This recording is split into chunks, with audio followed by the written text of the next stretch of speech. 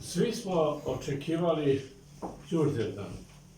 Svi smo očekivali sa velikim nadama sastanak u Pekingu gde je trebao Vučić da se sretne sa Putinom, sa predsjednikom Kine, sastanak u Berlinu.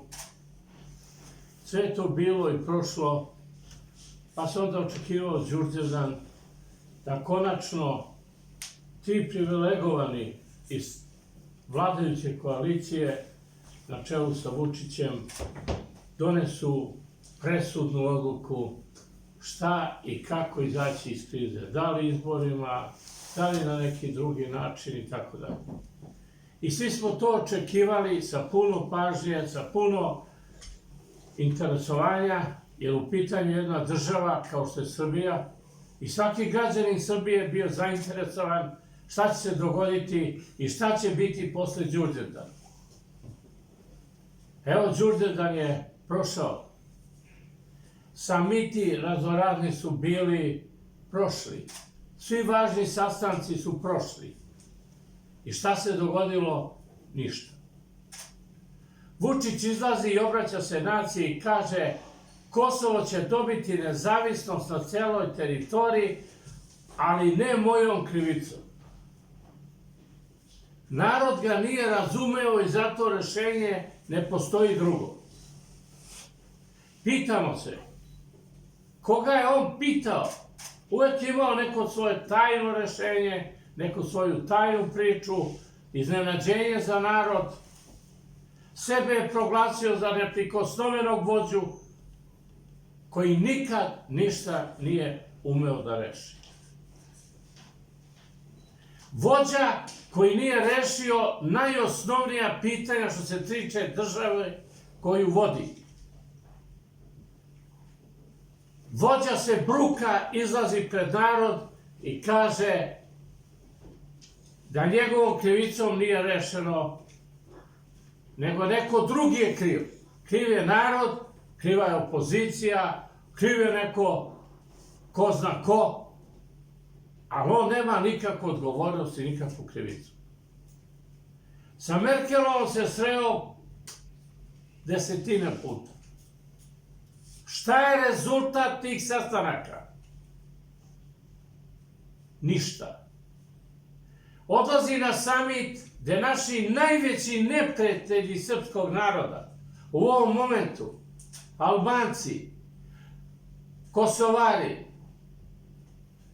Hrvati, Makedonci, nova vlast i tako dalje, treba da kroje Crnogorci kapu Srbije. Vučić je jedan nesposoban političar. Političar koja ne zna najosnovnije. On ne zna komu je u svetu prijatelj, komu je neprijatelj. Uvek kad je kriza u nekoj zemlji, postavlja se jedno pitanje narodu. Ko je uz nas, ko je protiv nas? Ko je u svetu uz Vučića? Niko. Putin ga je otkačio brutalnije.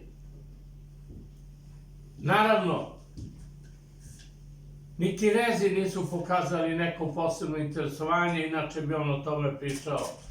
Merkelova je uzela od Srbije sve što je mogla da se uzme, a ništa nije dala. Vučić je dao svima, Francuzima aerodrom, daje banku komercijom, daje šta ko traži. Da li je data Trepča Nemcima na upravljanje? Prećutno.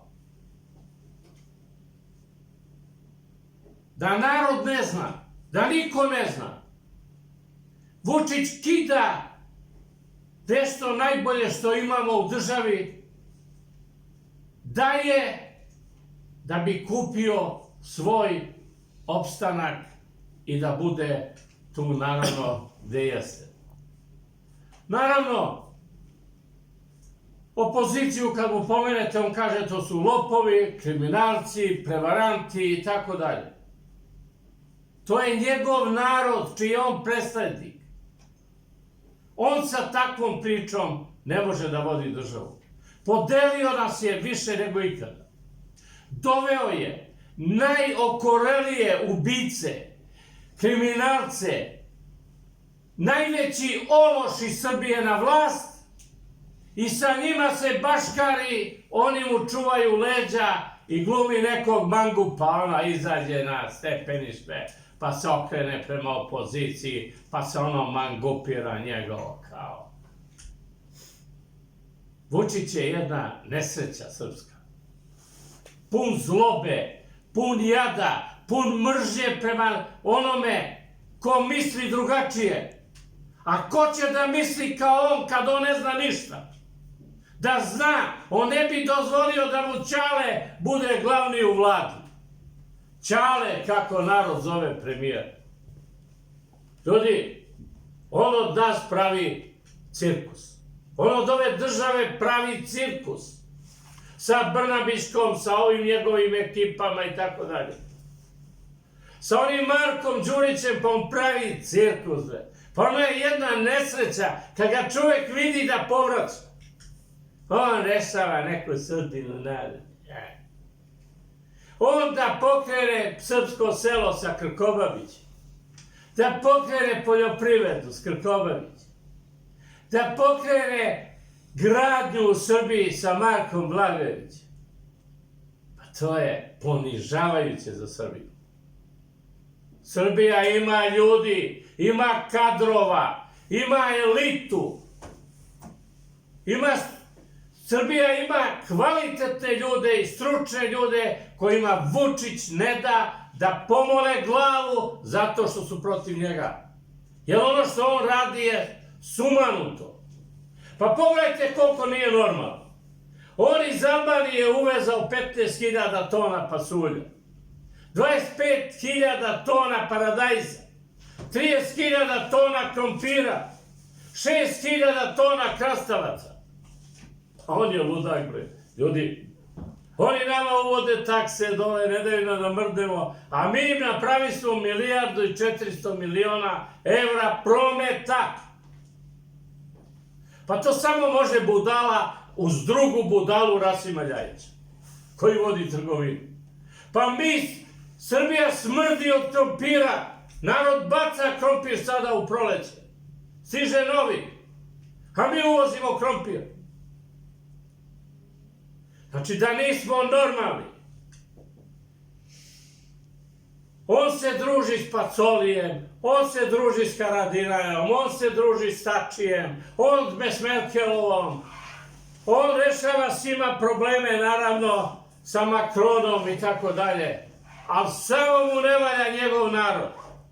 Ne valja onaj koga nezgodno pita. Ne valja mu nezgodan novinar, ne valja mu nezgodan seljak koji postavi pravo pitanje i zato i podržava ove spolja, daje im šakom i kapom i razara ovu državu do kraja. Vučić sa kumovima, braćom, rođacima, tatom, mamom, svima je našao mesto u njegovom političkom odlučivanju. I naravno, a posebno u ekonomskom odlučivanju. Vidite, ljudi, oni ne može da urade ništa. I dokle mi da trpimo? Gde je granica? 7 godina se ovo događa, što se događa. I on sad počinje sve od početka. Sad mi treba da ga zamolimo, ajde, Vučiću, sredi sad, kreni nešto, ako Bog da nabolje i tako da. Sa kim on da reši? Sa Marijom Obradović? Sa ovom njegovom garniturom koju ima? Ovo je strašno. Srbija je u velikom problemu. Selo razoreno, uništeno, cirkus sa Krkobabićem, cirkus sa Vulinom. Pa Vulin i Vučić su bili deo vlasti kad se izgubilo Kosovo. 1999. godine, kad je potpisana predaja, Kumanovski sporazum. I oni nam sad, i Dačić naravno u toj priči, i oni danas nama objašnjavaju ko je kriv, šta je kriv i tako dalje. Oni su vodili ta državu kao što je vode i danas. I da li Srbija vidi da je ovo jedna potpuno promašena politika Srbije koja se godinama provlači? I sad naravno izlaze neki pričaju, ovi koji su bili ne treba da budu. Svi sposobni treba da budu. Svi koji su profesionalci znaju da rade posao treba da budu. Naravno i novi koji dolaze sposobni sa rezultatima, sa idejama, sa projektima, sa programima treba da budu. A šljam mora da ode. Pa zar nije uspela spoljna politika Srbije da izlobira nekoga u okruženju Trumpa? Ja sam kao gradonačelnik bio 4 puta u State Departmentu, u Beloj kući, govorio u Kongresu, u Senatu, američkom. Bio u Tel Avivu, bio u celom svetu, s predsjednikom Kine, Rusije, s kim se sve nisam sreo. A oni ne mogu da privire nigde kod nekog značajnijeg političara u svetu. Neće ih niko, kao da imaju kugu. Zašto? Što su ogrezli u kriminalu, svi to znaju. Što rade protiv svog naroda, ceo svet to zna. Što nemaju granice u pljački jednoj suludoj ekonomiji koju oni vode i plasiraju. Razaraju srpsku privredu, uništavaju. Njima neka deca iz Naleda vode privredu Srbije. A CESID im daje potporu. Pod hitno treba zabraniti CESID na teritoriji Srbije, koji je uveden i koji je vodio Marko Blagojević i koji je nagrađen sad od Vučića. NALED, koji je vodila Brnabićka, sad vode neki drugi klinci, koji razara srpsku ekonomiju, srpsko bankarstvo, uništava u potpunosti i dovodi nam ovde firme koje ne vrede ničemu. I troši srpske pare od ove sirotinje i bede. Prema tome, ovde mora sve da počne iz početka. Ova ekipa koja je sad oko Vučića, to treba da ode generalno čišćenje. I ne može da postoji. Ponavljam, iz vlade sam izašao jer sam video da je to šljam. Pa neću valjda da mi Ćale bude premijer. Ja sam normalan. I kao normalan čovjek tražim normalne ljude s kojima treba sarađivati. Nastrane, nenormalne, ljude koji ne osjećaju ništa, ne mirišu na Srbiju. Ne treba ih vidjeti nigdje u vlasti. A kamoli da odlučuju. Gde ih iskopa? Ko ih dovede? Jedna pljačkaška družina se okupila. Brnabićkin brat, Vučićev brat, Siniše Maloga brat, Nikole Petrovića brat, pa ima li kraja tome? A i tate su se sad bacile u biznis. I tate odlučuju. Neša Sline tata, Vučićev tata, ovaj tata, ovoga mama. Pa jeste vi bre normalni? Onaj ko nije na izborima dobio glasove naroda, ne može ništa da radi u Srbiji. Kome odgovara Brnabićka? Ko je glasao Brnabićku u Srbiji? Niko. To je najveća bruka Srbije u istoriji srpskog naroda. I ona mora hitno da ode. Neka je vodi Trump kod njega za savjetnika, ako mu je dobro. Evo toliko hvala.